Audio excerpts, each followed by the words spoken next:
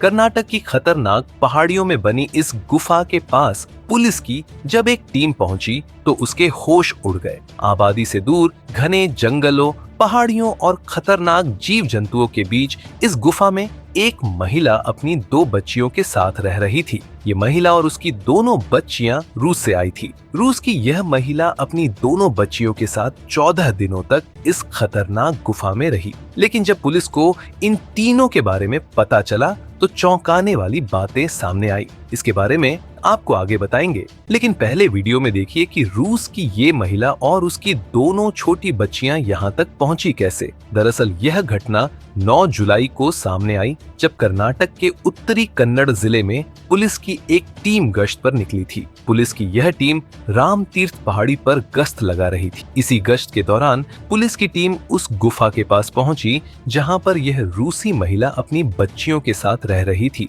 Police को गुफा के पास हलचल दिखी। गुफा के बाहर लाल पर्दे भी टंगे थे। जब अंदर झांका गया तो 40 साल की एक रूसी महिला जिसका नाम नीना कुटीना था, वो अपनी 2 बच्चियों के साथ 14 दिनों से वहां रुकी हुई थी। इनमें से एक बच्ची 6 साल की थी जिसका नाम प्रेमा और दूसरी बच्ची 4 साल की थी और उसका नाम एमा था। इस गुफा में ना खाने की व्यवस्था थी और ना ही रहने की सुविधा। फिर भी यह महिला अपने बच्चों को लेकर बिल्कुल एक सन्यासी की तरह जीवन बिता रही थी। पुलिस की माने तो गुफा में इस रूसी महिला के पास भगवान शिव की एक मूर्ति मिली। ये रूसी महिला दिन रात पूजा और ध्यान करती रहती थी। खाने पीने का सामान लाने के लिए ये 3 किलोमीटर पैदल चल के शहर पहुंचती थी। उसके बाद बस पकड़कर मार्केट जाती थी। रूसी महिला से जब पूछताछ की गई तो उसने बताया कि उसे भारत, हिंदू धर्म और आध्यात्म से इतना प्यार हो गया कि उसने सबकी नजरों से बचने के लिए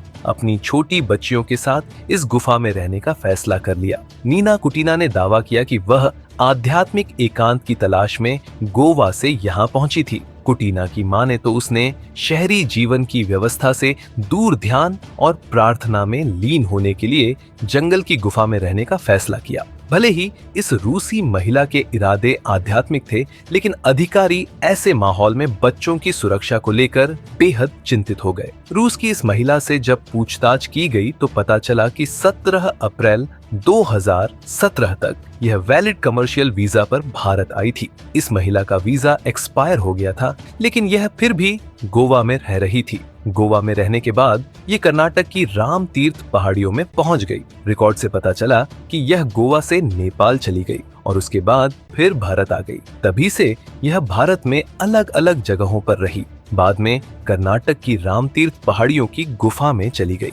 Subscribe now and press the bell icon. Never miss an update.